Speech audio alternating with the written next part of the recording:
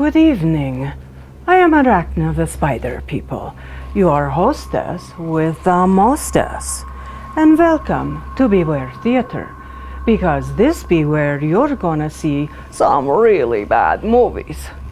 We've got vampires, aliens, werewolves, monsters, and of course, the undead. So take a load off, pull up a couch, and fasten your seatbelt. It's gonna be a creepy night. From the 1930s to the 1950s, the American public couldn't get enough of weekly movie serials with good guys versus bad guys, fistfights, car crashes, death traps, superheroes, and cliffhangers. South of the border, Mexican filmmakers at the time were making movies kind of the same. And tonight, we're gonna watch one of their most ridiculous ones, La Momia Azteca contra el Robot Humana, or as we gringos called it, the Robot versus the Aztec Mummy. This was the third and final movie in the Aztec Mummy trilogy and was released in English in 1959 to the US. However, the first half of this movie is spent recapping and flashbacking the first two movies. So you know what that means, folks. Lots of narration. Oh, goody. However, trust me, the end of this movie makes it all worthwhile. This movie is about a mad scientist who wants to rule the world. Of course. Only this mad scientist is also a hypnotist. And he becomes a criminal with a wacky plot to make a human robot that can steal an Aztec treasure from a nasty mummy. This movie's acting is over the top. The plot and the English dubbing is nonsensical. And the special effects, well, you'll see. This was a low-budget movie. And in Mexico at the time, low budget meant really low budget. Ahora vemos La Momia Azteca contra el Robot Humana, or The Robot versus the Aztec Mummy. Either way, this movie is so bad, it's good.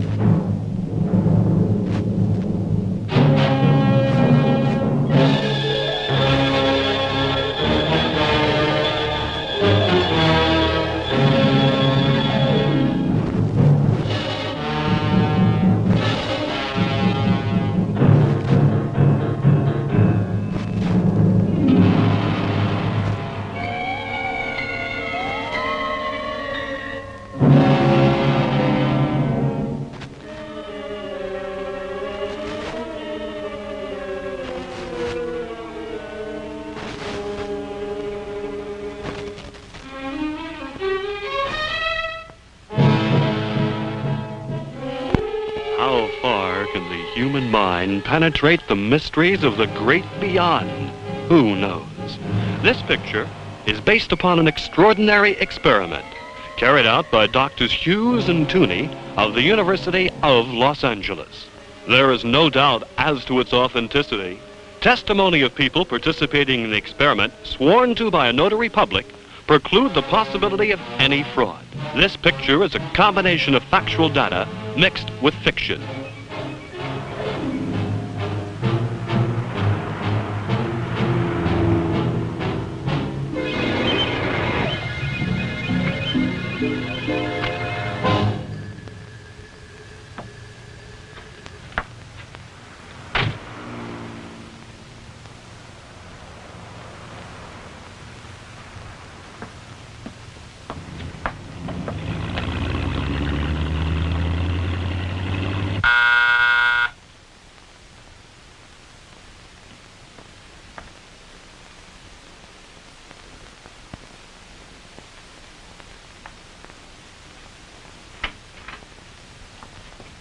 Good evening. Good evening. Good evening. Good evening, sir. Dr. Diaz, Dr. Esther, what a pleasure to have you here. The pleasure is all ours. I hope you're feeling well. Very well, thank you. And you? The same old laborers, always working. Trying to find new ways to help patients die painlessly. Please don't choke. But won't you come in? My husband is in there waiting for you. Good evening, gentlemen. I'm most grateful to you for having taken the trouble to come to my home this evening. It's no trouble, Doctor. We're delighted. Who'd complain? At having the opportunity of visiting with such a beautiful young lady as your wife, Flora. Flatterer. How are you, Pinkate? Fine, Doctor. Please sit down, gentlemen. Thank you.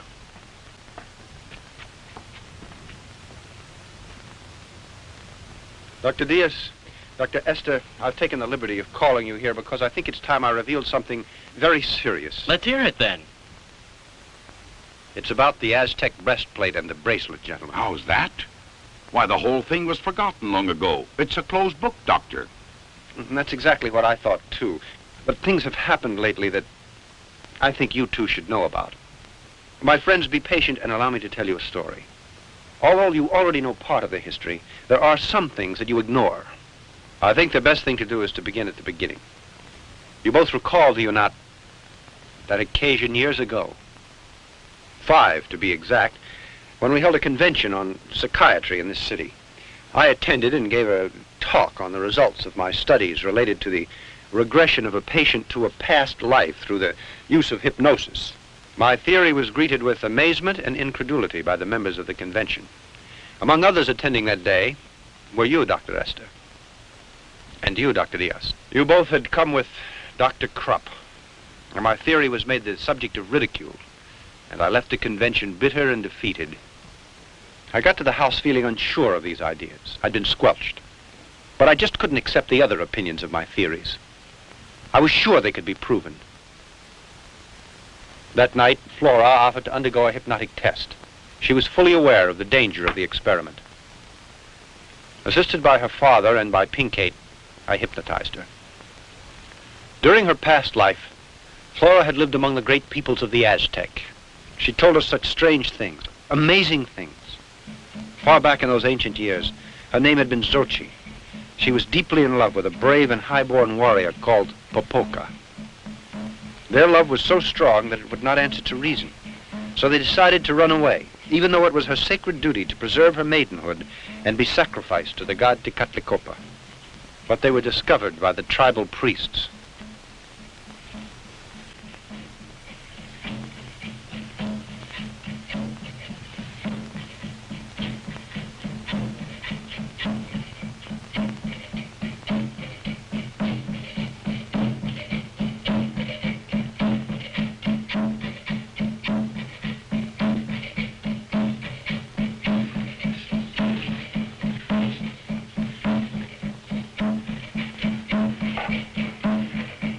As punishment, the warrior was buried alive, and an eternal curse was placed upon him.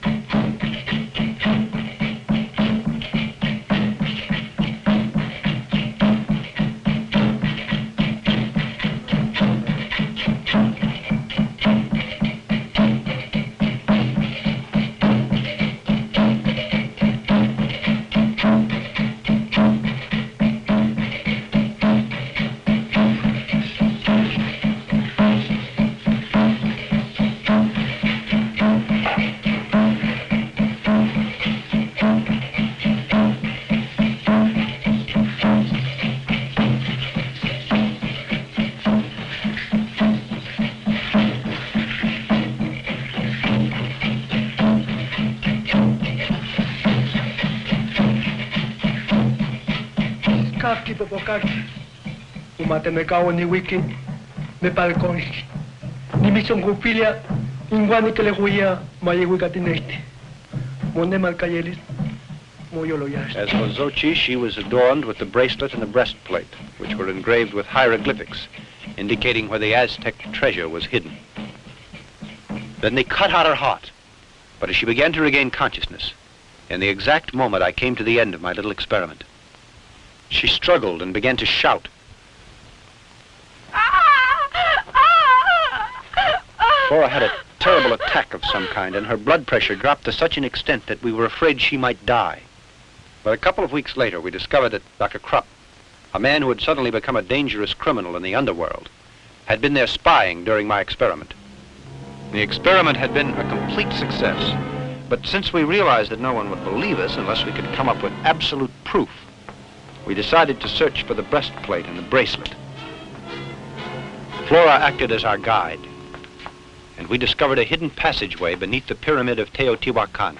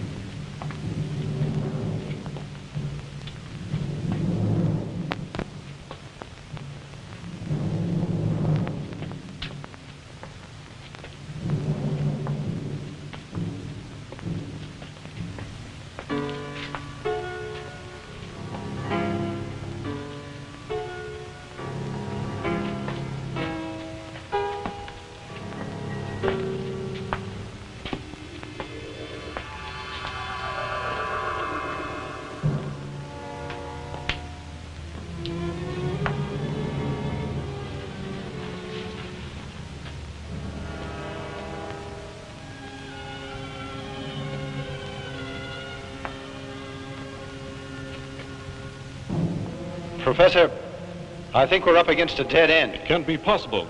The Aztecs wouldn't build a secret passageway just to have it end up for no rhyme or reason. There must be some way through that wall.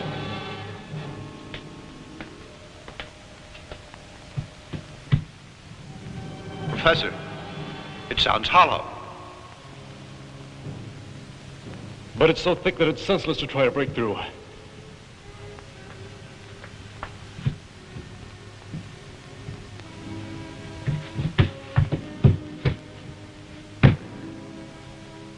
Pinkate, lend me a hand, please.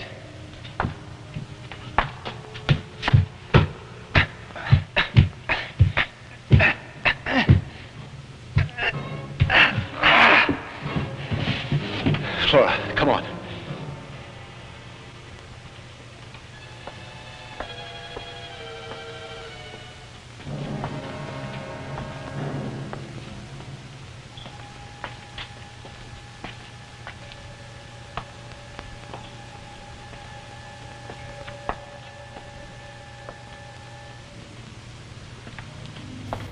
The opening narration says that this is a notarized copy of an experiment that was partially fact and partially fiction. What does that mean? How can you notarize something that's not true? But you know, since they never tell us what's fact and what's fiction, I'm going to go with fiction all the way because, well, this is a movie. So Dr. Almeida calls a meeting with his wife, his assistant, and 2 colleagues to remind them that 5 years ago, the past life regression he did on his wife was a success. because, well, she remembered she was an Aztec princess who had her heart cut out as punishment for having an affair with the warrior Popoca, instead of saving her maidenhood in order to have her heart cut out later at a sacred ceremony. Honey, you did the right thing. You are a goner either way, so why not have some fun? So with this past life memory, Flora leads the group to this chamber under a pyramid where she had been killed. And when they get there, yeah, they see her skeleton right there on the ground, and she is wearing this breastplate and bracelet that tell where to find this Aztec treasure. They also learned that her lover Popoca is now a mummy. Wait a minute. Excuse me, but you know, the writers of this movie were Mexican, but it looks like they are taking more from the Universal Studios Mummy movie than they are from actual Mexican history. Because, well, the Aztecs never mummified their dead, and they didn't write in hieroglyphics. The Egyptians did. Whatever. And yes, Deadly, you know, this is worse than fact or fiction. It's incorrect fiction. But who cares?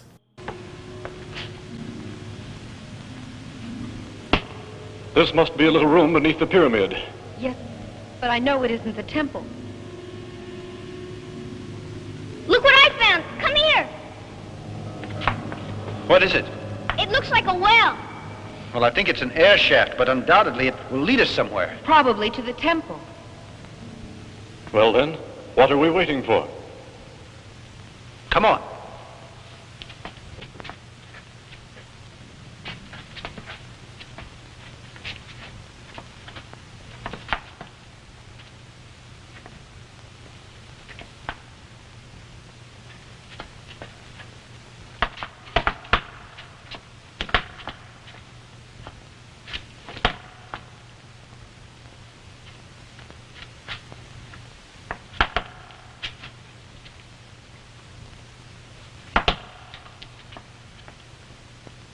After descending several flights of stairs, we suddenly encountered the hair-raising face of the god Tecatlicopa. We had reached the lower temple and the Aztec tomb that Flora had mentioned.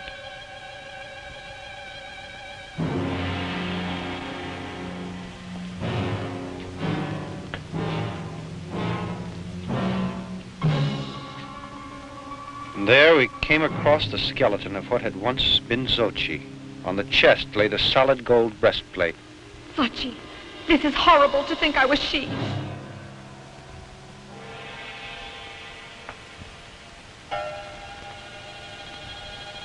You know, we're the first persons to break in here. It's a world that slumbered all these years and begins to awaken now. We've found what we wanted so badly. No, Edward, don't do it.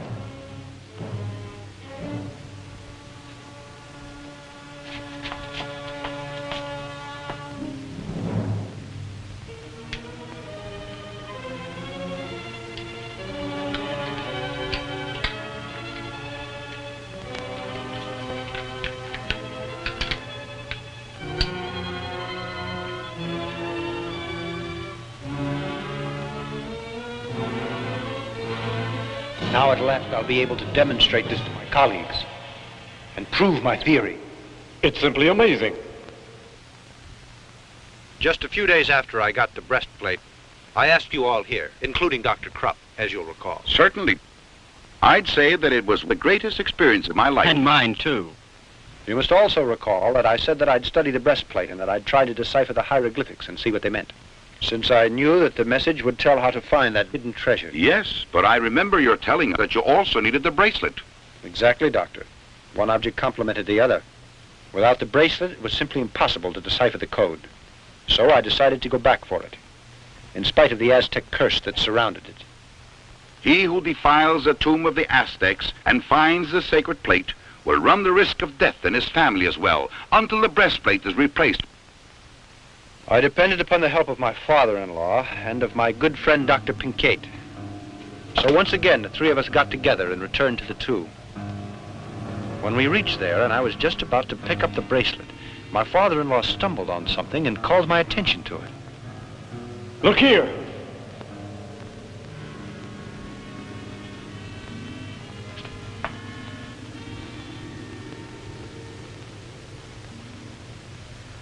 Look there. Doesn't that grave belong to Popoka?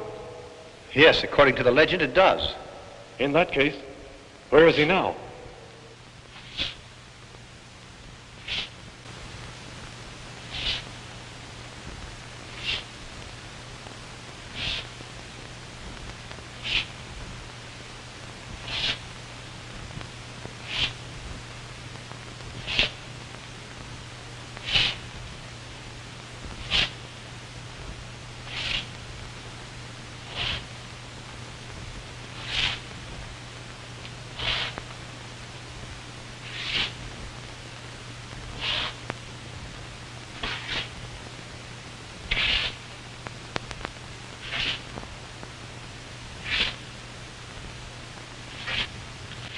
We heard a strange shuffling noise that was coming in our direction. And then out of the darkness appeared the ghastly and terrifying Popoka. The Aztec warrior had come back to life. Come back to life to retrieve the objects that had been left in his care for eternity.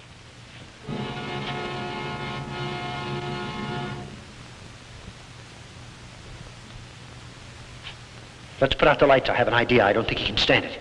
Turn them on. Shine them in his face. Turn them off again.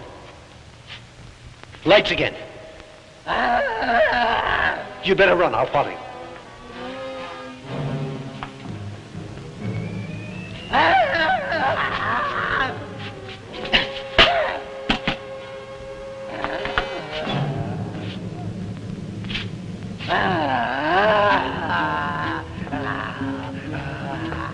PK! Professor, help me! Whoa, pull me faster!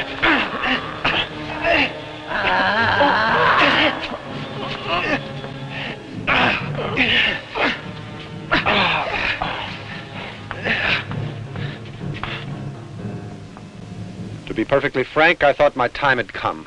If it hadn't been for my friends, I'd have been torn to pieces. It's incredible. A mummy comes back to life after hundreds of years in a sepulcher. Dr. Diaz, you have my word of honor that the story I have been telling is the truth. Popoka, as I told you, was punished because he loved young Xochi. His curse was to guard the priceless bracelet as well as the golden breastplate, to do so for all eternity. Under this terrible curse, his poor soul would never find repose. Continue, Edward. Well, the bat on many occasions tried to steal these objects that I had found. Time passed rapidly. I thought the whole business had been forgotten. But I found that the Aztec curse still followed us. One night, the mummy came to this house to get his treasure pieces, and he kidnapped Flora.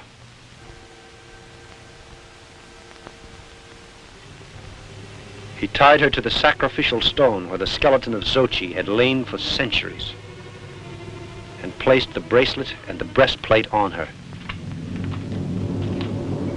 Obviously, the mummy intended to make history repeat itself. He was going to cut out Flora's heart and offer it to the god Tecatlicopa. The three of us rushed to the pyramid to try to rescue Flora, and we stood transfixed for a moment at the scene we saw. The mummy was standing next to the stone. He was holding a knife high in his right hand. I jumped to the floor and luckily was able to hit the blade with a bullet. It lunged at me, and its enormous hands got hold of my throat. Life was leaving me rapidly when Flora's father suddenly held a cross up in front of its face. With this, he was able to hold the mummy at bay while we freed Flora. In a frenzy, we untied her and got her away from the stone. Then the professor ordered us to get her out of the pyramid. His tone was so adamant and I was so concerned for Flora's safety that we obeyed him blindly. But when we got out, I realized that he hadn't followed us, and I decided to go back for him. In that very instant, a tremendous explosion shook the pyramid.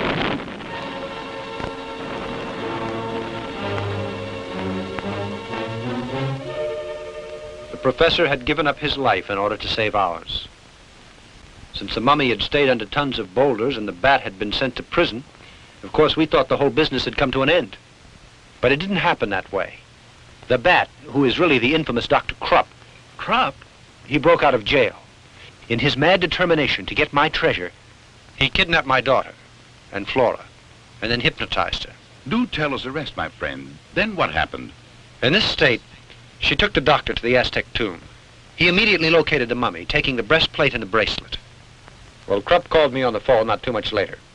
I was ordered to go there and decipher the hieroglyphics to enable the demon to locate the treasure. And you agreed? Can't you see that I had to obey?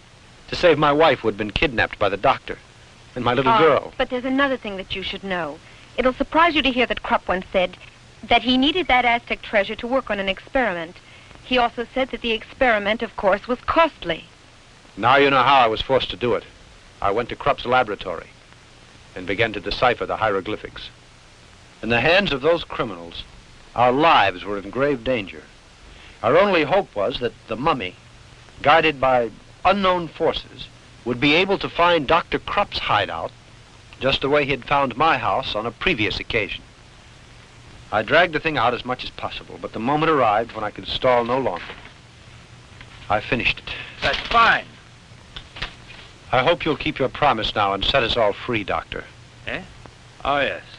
You know what to do now, don't you, Bruno?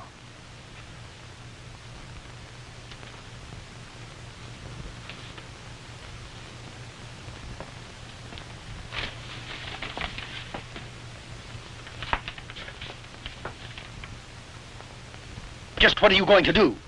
Murder us? What do you think? You unscrupulous pig!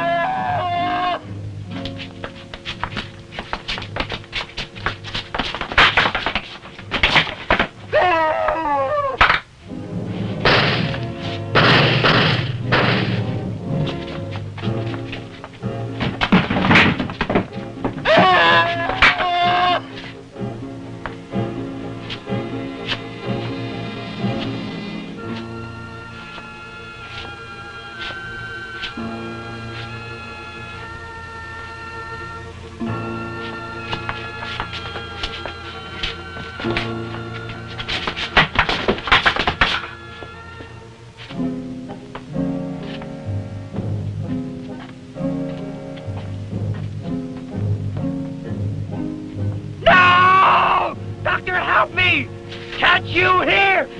No! Help me! No! Please help me! Help me! He realized who the criminals were and settled accounts with them. Then when he saw the doctor trying to escape, he picked him up like a rag doll and threw him into a pit full of rattlers. Ah! Ah!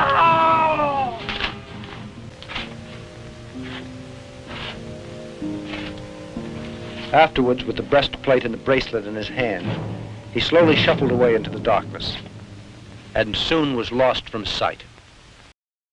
So answer me this. Dr. Almeida goes to a lot of trouble to break into the sealed Aztec tomb in order to prove his theory. And then he wants to steal the bracelet and the breastplate, but he only steals the breastplate, which means he has to go back later to steal the bracelet. What were you thinking, Doctor? Well, I think I know what the writers of this trilogy were thinking. I have 3 movies and I need to fill them up, so let's just keep repeating everything over and over and over. Good thing the mummy Popoca was on duty, although he was walking or shuffling really, really slowly. His job was to protect those items for all eternity, and so because they got stolen, he had to come back to life to go get them back. That makes sense. But what doesn't make sense is he gets Flor, puts the jewelry on her, and then tries to sacrifice her again. Popolka, why didn't you just put the stuff on the skeleton of your old girlfriend who was right there on the floor? And then this movie gets even goofier, if you can believe that, when Flora's father stops the mummy in his tracks with a Christian cross. Who knew that mummies were like vampires? And did I say there was a curse on that breastplate and bracelet combo? Yep. Death to anyone who steals it and all of their family until it's returned back to the mummy. Well, apparently that big old curse didn't stop anybody from trying to steal it in this movie. They should have called this movie the Aztec Jewelry That Wouldn't Stay Put. And then, since we didn't see the first two movies, they reintroduced this evil, crazy Dr. Krupp, alias the Bat, who hypnotizes and kidnaps Flor again, and then makes Dr. Almeida translate the hieroglyphs on the breastplate. Good thing Popolka found that laboratory, bust down the door, killed the henchman, and threw Dr. Krupp into a pit of rattlesnakes. Who has a pit of rattlesnakes in their laboratory? Maybe it's a Mexican thing. I don't know. Deadly, take that breastplate and bracelet off. They have a curse. They are kind of pretty, though. Maybe I'll just try them on for a minute. Okay. Oh no, now I've got the curse. Bah! I'll never forget the strong affection I had for Flora's father. Such a kind man whose intelligent advice brought about our salvation. And the mummy went back to the pyramid? No. The explosion destroyed his temple. He had no reason to go there. In that case, can't you tell us where he is? Permit me to continue. All these tragic happenings couldn't go unattended. So I went to the police, and they heard the whole story. Then I returned to Krupp's hideout, accompanied by the chief of police and a couple of his men. You can imagine our surprise when we discovered the place was completely empty.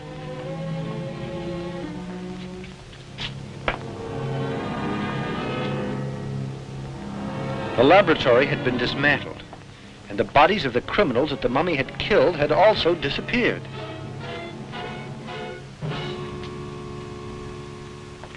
Continuing our search, we hurried to the snake pit. I was awestruck when I realized that the body of Dr. Krupp was no longer down there. Then, to our horror, we discovered that there was a small door in the back wall of the pit, through which the doctor could have escaped. Obviously, the doctor had escaped. And strangely, I don't think he'd been bitten. The man's running loose. So that would mean that the doctor kept trying to come by those articles so that he could locate the treasure. You're right, my friend. He did just that. He began to bother us a couple of weeks later. It happened quite suddenly, you see. One dark night. This is the house.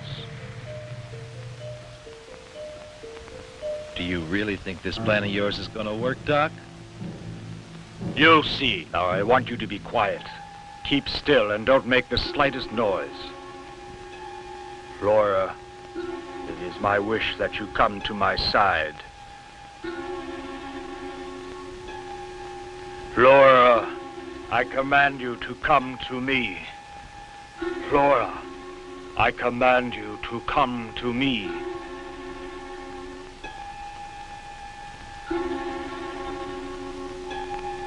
Flora, are you listening? Come here to me.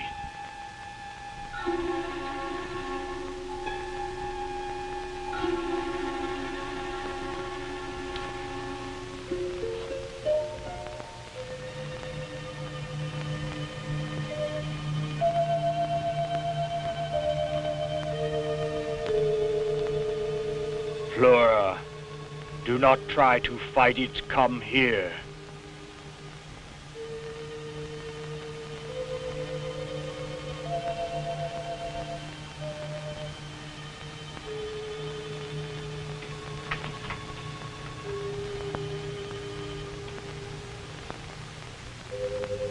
Flora, do not try to fight it. Come here.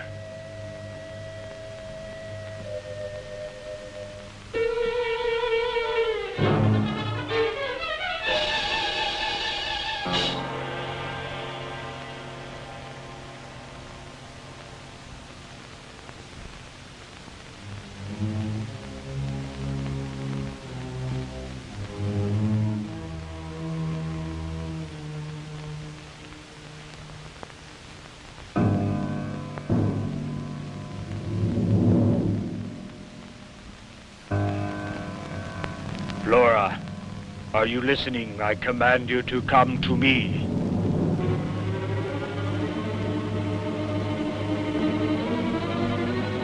Flora, you are to do as I command. Come here.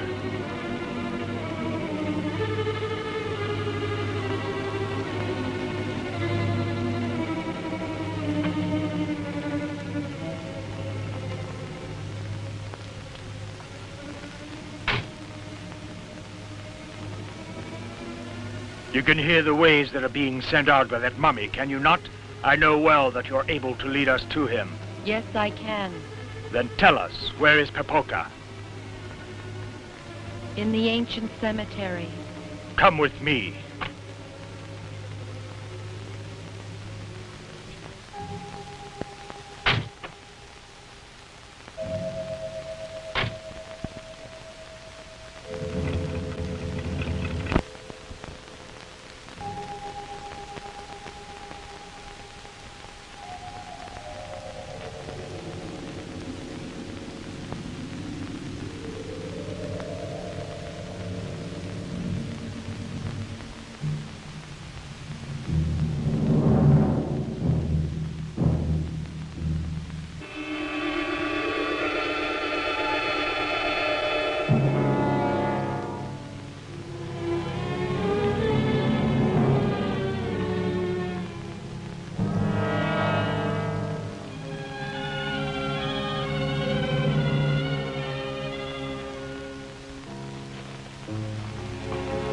What are you doing here?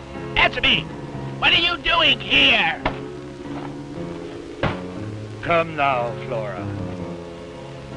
Come on, we must hurry.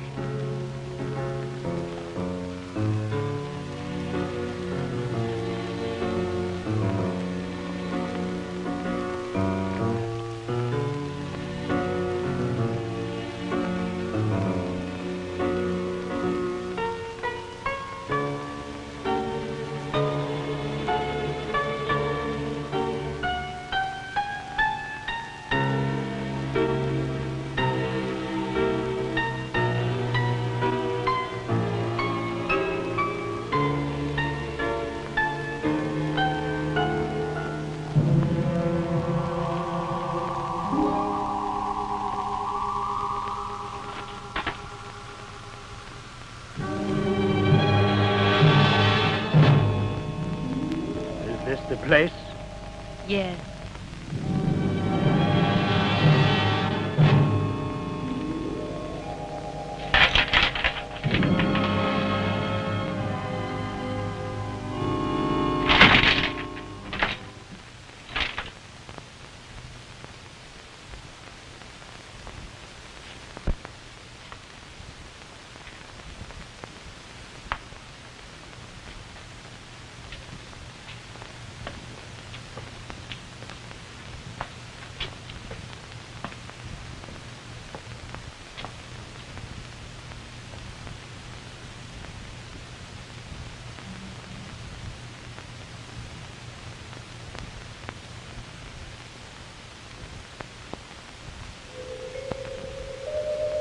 You devil. You stinking devil. Oh, I'd like to chop your rotten flesh to pieces. It'll certainly be great to do so, but you know it's not possible now. We're going to make my experiment, so we must wait.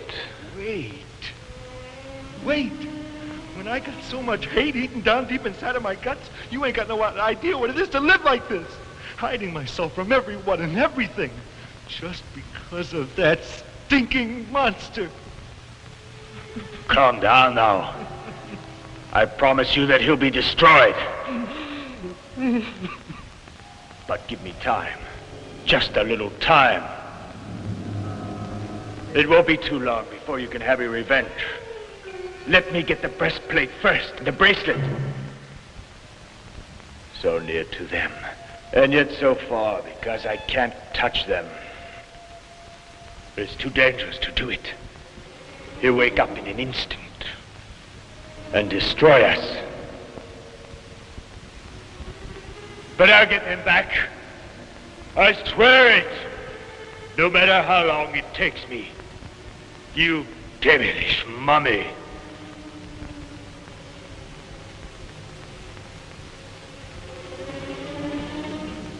Come on, we better go now. We'll be needing a lot of time if the plan I have is going to work out. Anything you say. Come, Flora.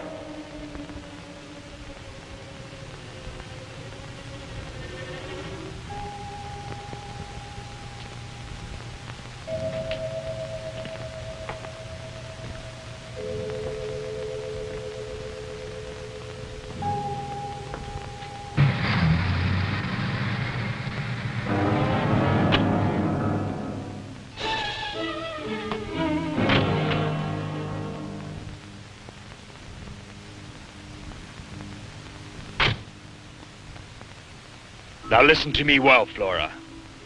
You'll go up to your room, and you'll go to sleep.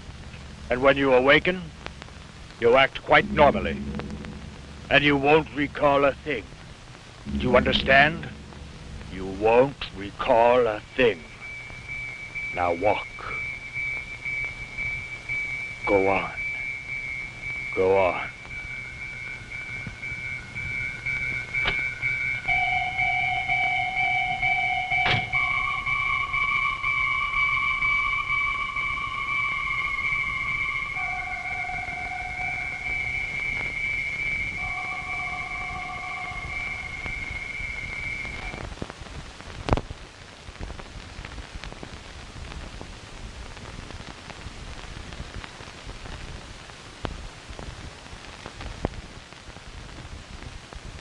Well, good morning. Good morning, sweetheart. You must have been very tired. We were waiting down here to have breakfast with you. We could both eat a horse. Bacon and eggs, like always? Nothing for me, Maria. I have a terrible headache, dear. What's that you've got on your gown? It's all dirty. That's funny. You've been down in the cellar. No, sweetheart. I don't know. But look at your slippers. They're all muddy. Now, come on. What have you been up to? Nothing. It's funny. These are new slippers. I just bought them. And now they're dirty. I think you went out last night. No. After I took my bath, I went to bed because I was tired. Yes, but you got up later on, didn't you? I did? No. Yes, because I woke up a couple of times and you were not in bed. No, you're mistaken, darling. I assure you I didn't leave my bed for a second. You went out last night, honest, Mom. Come on, let's forget the whole thing for now, all right? Remember, she has a great imagination. Tell me, has your headache passed? No. I'm going to lie down for a while. Excuse me, please. You children go out and have your breakfast. Yes, Daddy. Come on, Piquet, I want to talk to you. Oh, boy, what a liar you are. You shut your big mouth. You're the liar. Piquet, I'm very worried. This attitude that we've observed in Flora is not normal. What's more, I'm afraid that the bat has something to do with this. Then you really think that child was telling the truth about it? And that her mother got up and went out? Yes. It's quite probable. But Flora insisted she didn't leave her bed for a second. Because she can't recall anything. When she got up last night, she was sleeping. I don't understand it. It seems impossible. I'll tell you what I think. She was hypnotized and could be under post-hypnotic suggestion. So it seems to me that the bat controls her from a distance. It's logical. This strange attitude with Flora indicated that unscrupulous villain Krupp made her leave the house during the night. But where did they go to? Can't you guess what he's trying to do? You certainly know what he's after, the breastplate. And besides that, the bracelet. Precisely, Pinkate. Then you think that she was made to go along with Krupp, and he wanted her to guide him to find the mummy. Exactly, and you and I must go there. I'm going to find out if that scoundrel stole those objects. But that'll be difficult. You can't investigate without any clues. Yes.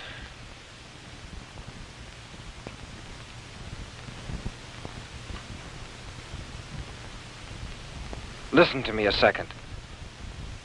Suppose we took her slippers to the laboratory to have that mud analyzed. That could help us, don't you think? Yes, that might just be the solution. We'll take them, but I don't think she should find out. We'd better do it all in secret. Come on.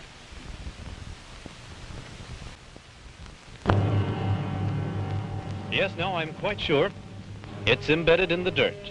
Of course, it's a small quantity, Doctor, but your suspicions are correct. They're pieces of marble. You're sure it's marble? Can you identify its source? Is it a special kind? No, it isn't, but it's a fine quality. It might be a Carrara marble, I can say that. It's used in the construction of mausoleums, as far as I know. Thank you. So finally, I think we're in the third part of this trilogy. Not that you can tell, because the story keeps going back and forth, and it's really confusing. But I seem to remember that Fleur has been kidnapped several times. The bracelet and breastplate have been stolen and returned several times. The mummy's not getting any sleep, and Dr. Almeida just won't shut up with the flashbacks. For my money, the actor who plays Dr. Krupp, Luis Castaneda, is the best part of this movie. His over-the-top evil villain is so much fun to watch. And because he's a hypnotist, he's planted a hypnotic suggestion in Fleur's mind so that he can put her in a trance anytime he wants. So he summons Fleur to help him find Popoka so he can steal the bracelet and the breastplate again. And because she's still psychically connected to Popoka, she finds him in this really ratty old cemetery that makes the one in Plan 9 from Outer Space look like forest lawn. Luckily, she's wearing a sexy negligee to make this scene at least somewhat interesting. And after all of this mayhem, finally Dr. Krupp learns an important lesson. Don't wake up the mummy. And Dr. Almeida learns that the mud on his wife's slippers is from a cemetery.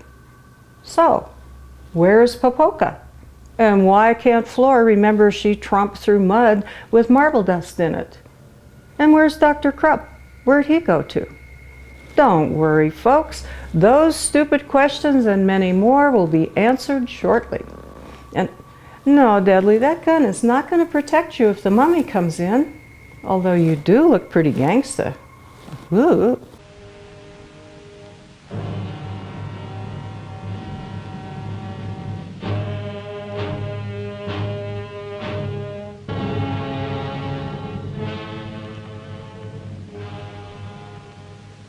This is the last cemetery. We've seen all the others. If we don't find anything here, we'd better forget about it. Hello there. Good evening.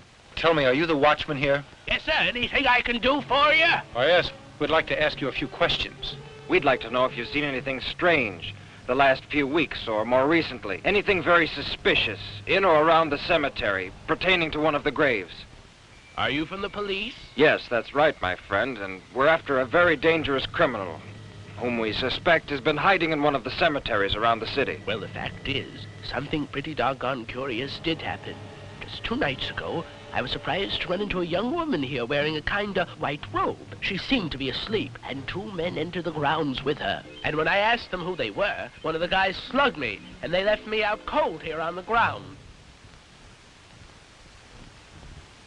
Then we'll be taking a look around the grounds. You can do anything you want. Anything you want. You see, I was right. At last, we're on the trail. Now the tough part is yet to come, because we've got to walk around till we find the mummy. Look, we'd better separate now. Go that way, Pinkate. I'll go over there. Go on.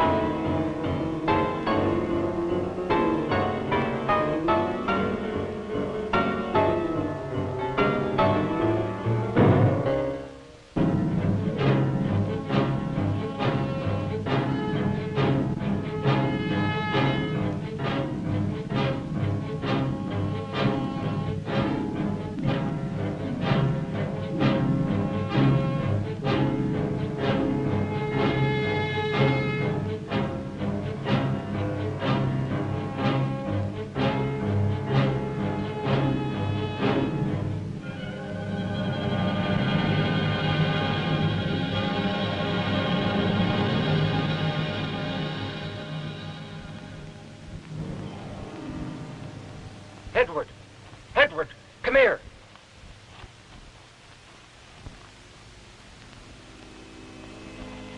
What happened? Look!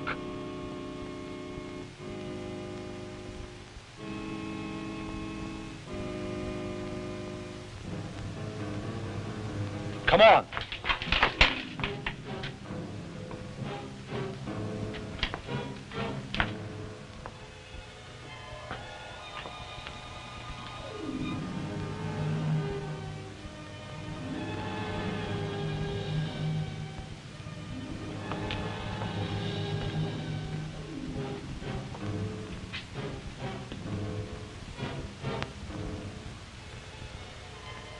Look, the breastplate and the bracelet.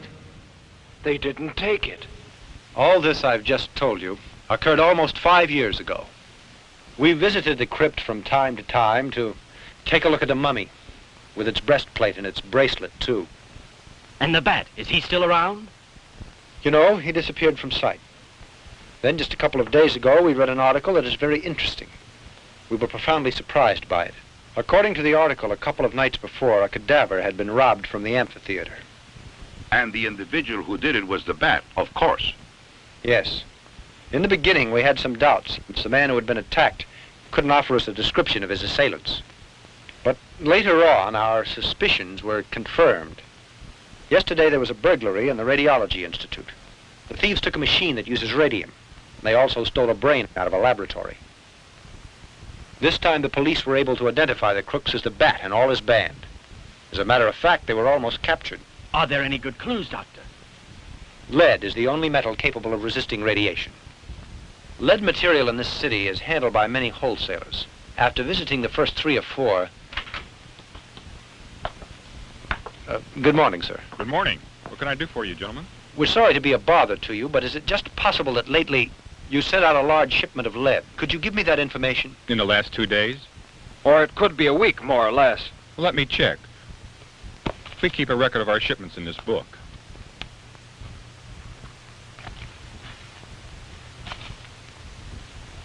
Yes, here it is. Exactly 5 days ago, we made delivery of 20 plates of lead shielding 4 inches in width to number 22 Shade Street. Many thanks. You're welcome. After investigating for days, at last we got the address. I think that Bat had made his hideout there, or his laboratory. Well, I don't see why this thieving Dr. Krupp would go to the effort of stealing radium, a complete human brain, and also the body of some man. Do you recall that the Bat once told Flora that he was working on a new experiment? I think that is the explanation.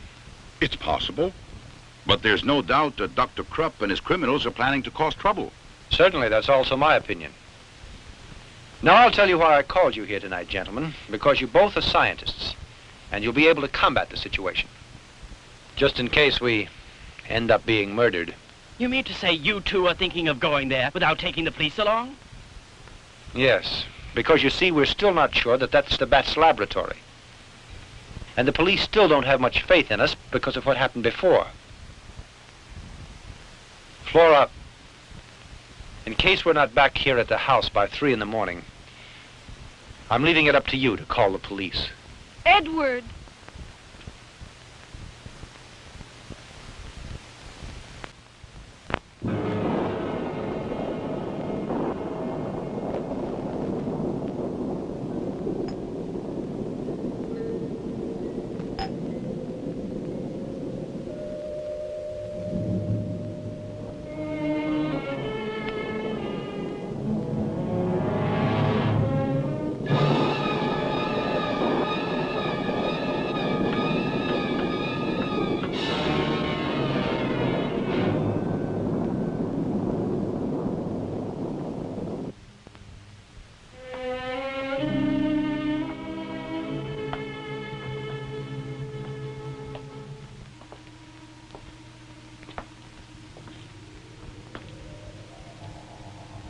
Freeze, you two.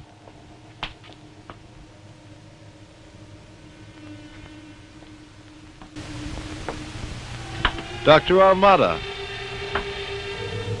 What a pleasant surprise. Bruno? A souvenir of the mummy. The boss is going to be very happy to say hello to you two again. Come along.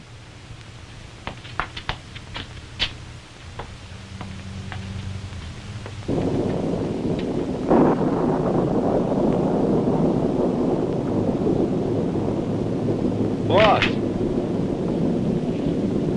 Look what I found out in front. Dr. Armada and his shadow. This is a pleasant surprise, gentlemen. After such a long time, I come face to face with such good friends. Exactly where did you find them? Out in the shop there, looking around. I offer you my congratulations, because you are magnificent detectives. Did anyone else come with them? Nobody else. I saw them when they drew up in the automobile, alone. Bruno, aren't you going to attend our guests the way they deserve? Go fetch chairs for the gentlemen. Sure, right away. Tell me, how's your beautiful and charming wife, Dr. Armada?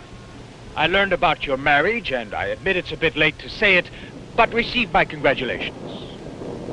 And Pinky, how are you these days? Are you still the champion of right? There's no doubt about it, and I'm glad. Come over here.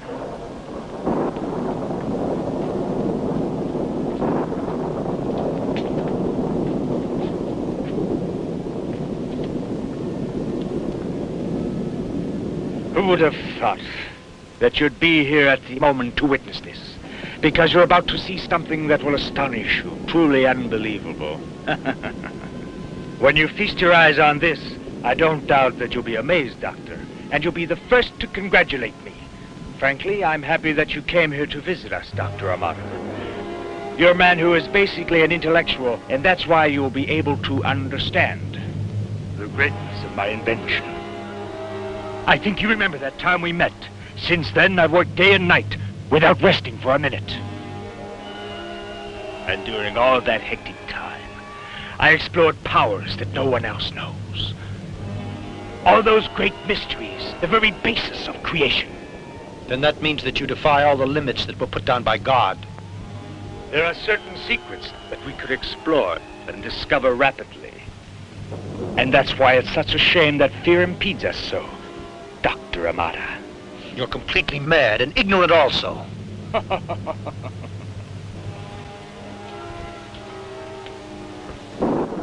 Don't you respect research at all?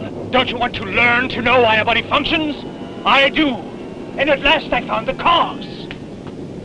Take a look at this heart that's beating. It lives. It lives and pulsates because I gave it life. And if I can give life to inert material, why can't I give it to the bodies that are damned to death and decay? No one can possibly imagine how I worked. When I dug in the mud with these hands and entered tombs, I tortured many animals with pleasure to find the answers to man's existence. You're insane, do you know? I decided to create a man. A breathing body. A real man. And I have made that dream come true. There you have the greatest creation of man's intelligence. A human robot, Doctor.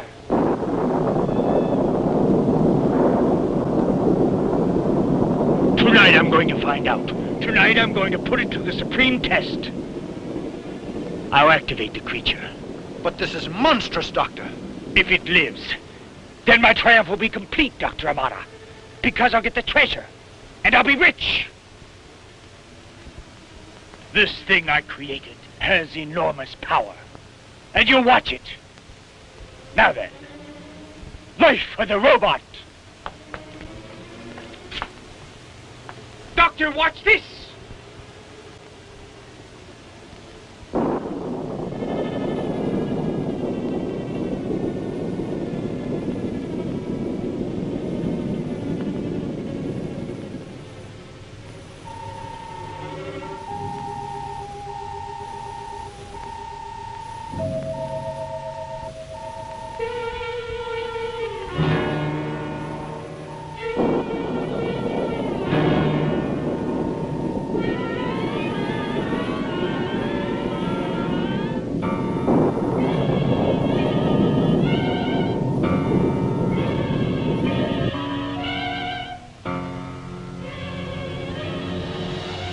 2:30 already.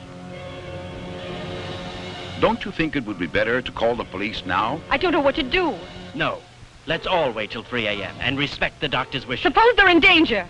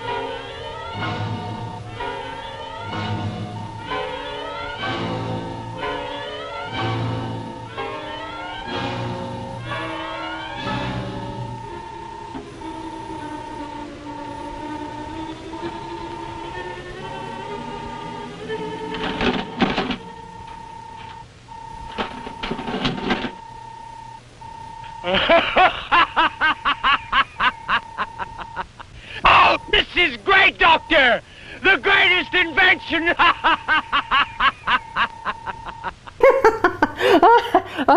Oh, sorry, folks.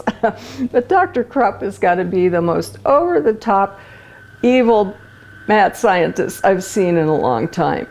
Okay, I got this. So, what do a stolen brain, a stolen body, and stolen radium have in common? You guessed it. Dr. Krupp is working on a new experiment.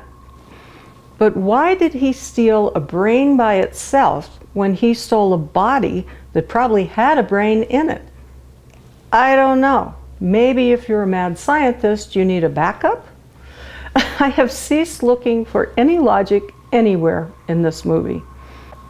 And meanwhile, back at Dr. Krupp's laboratory, he's running around throwing switches, turning dials, and wearing this big black evil-looking cape.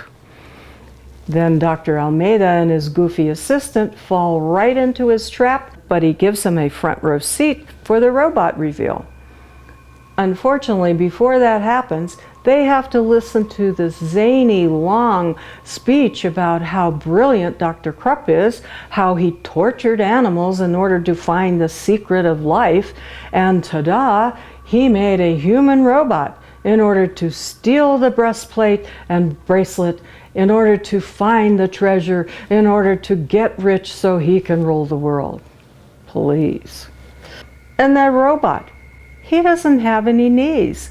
How's he gonna walk, let alone walk downstairs in order to steal from the mummy? Good thing the mummy's also really slow. And no, Deadly, sorry, you can't be a human robot because, well, you're not a human anymore. You could be a skeleton robot.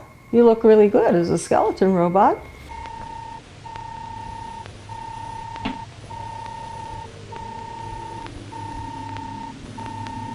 You can see it standing there. A marvelous machine, a tribute to the great intelligence of man. A human robot. With this shining creature, no human being on this earth can oppose me. Do you understand?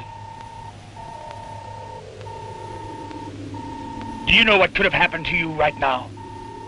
Had I not diminished the electric force, the current that makes him move, and that is contained in this apparatus?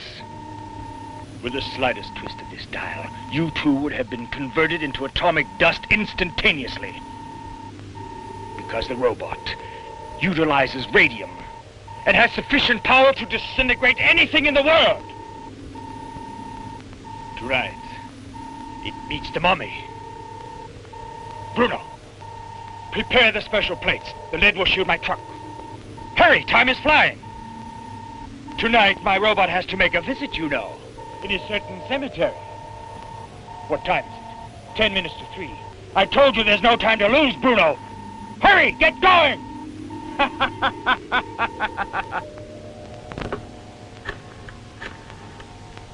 I want the police. It's urgent. Headquarters, I want to talk to the chief of police. I want you to stop and think about this. A new kind of world. An army of robots obeying me. The human species.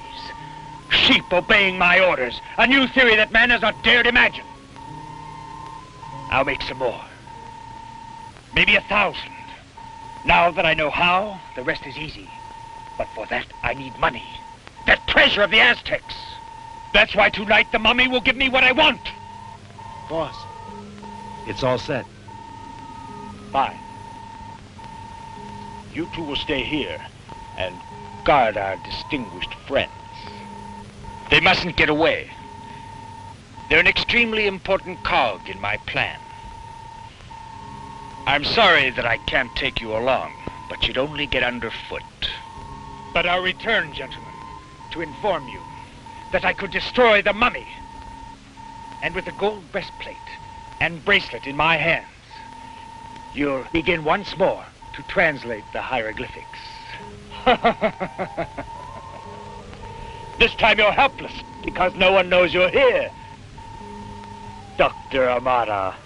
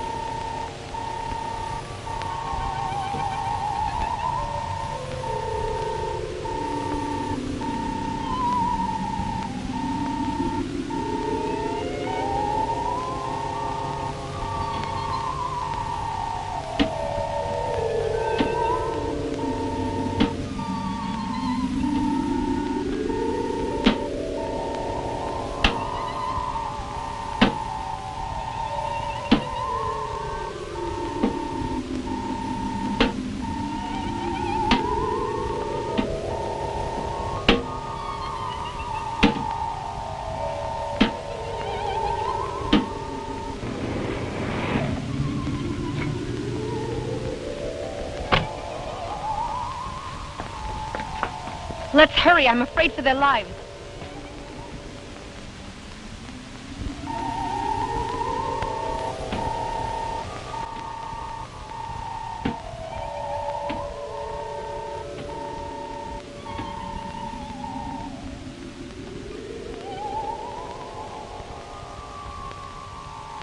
Come on, get him! Come on, let's go! Come on!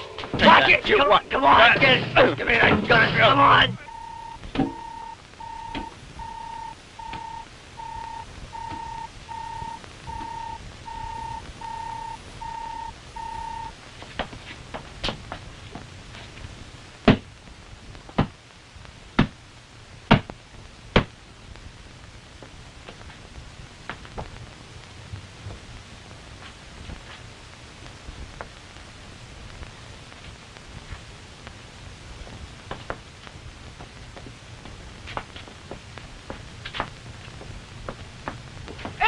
Flora. What happened here? Chief, you can arrest those 2 men there in the other room. Come on. Dr. the Bat has gone to the tomb where the mummy is. Let's hurry. There's no time to lose.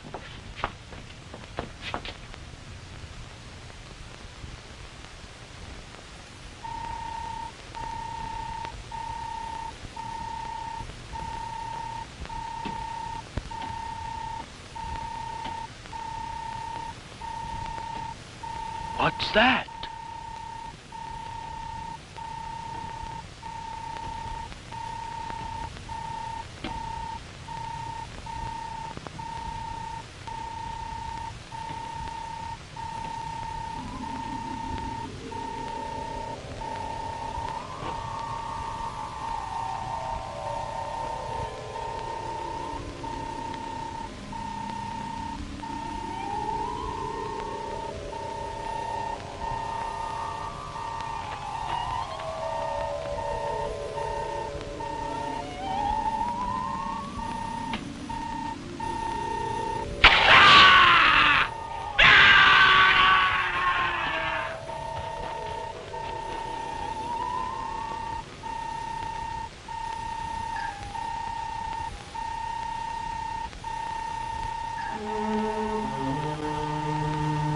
Hurry, Bruno!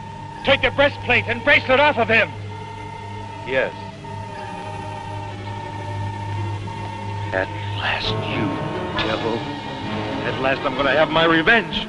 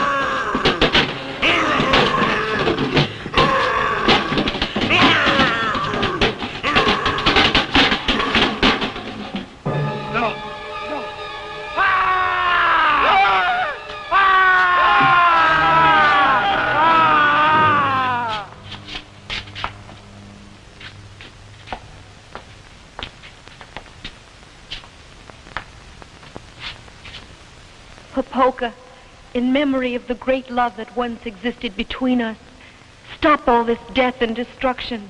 Take these objects that are yours to guard and go back to the grave of our ancestors, where we should never have interrupted your eternal sleep.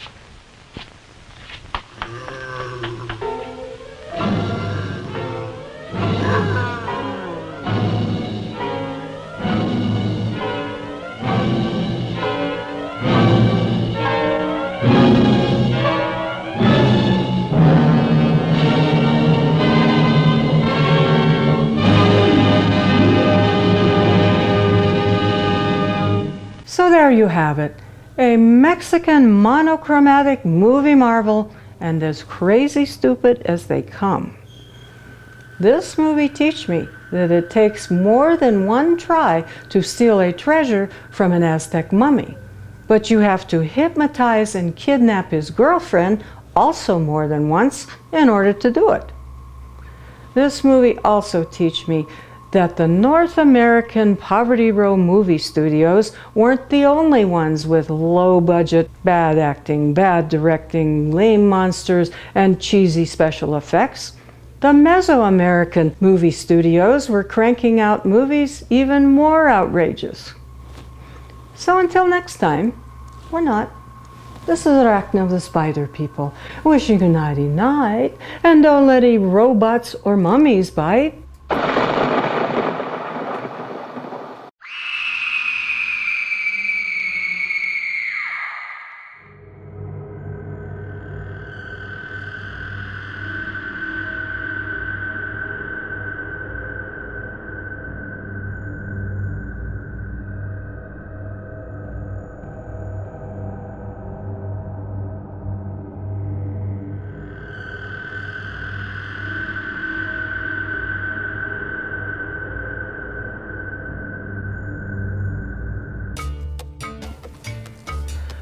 Oh, Deadly, I've never been to an Aztec ruin before.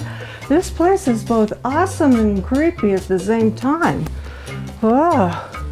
Okay, the sign says, the Aztecs sacrificed many people at the top of the pyramid, cut out their still beating hearts, and threw their bodies down these stairs.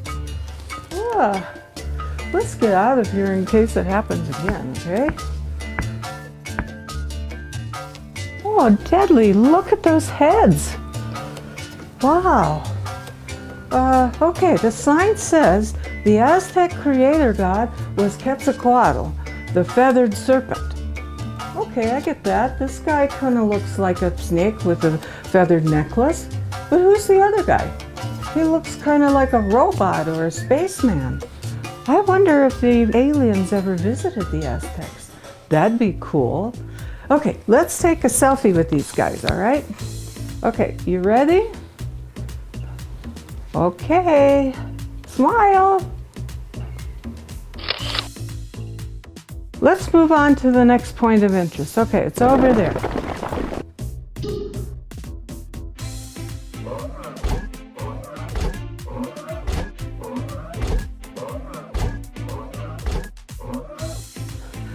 Oh, Deadly, look at this wall of skulls.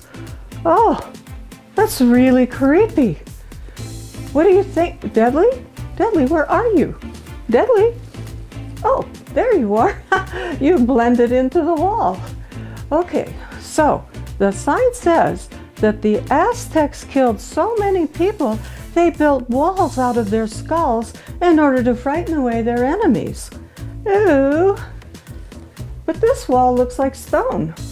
I know, it says don't touch, but I need to find out if these are real skulls or if it's stone.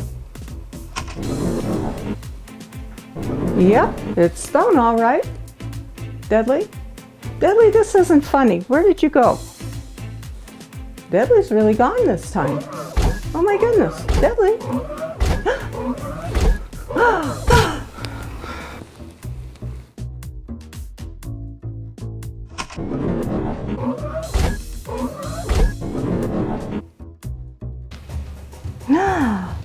Where am I?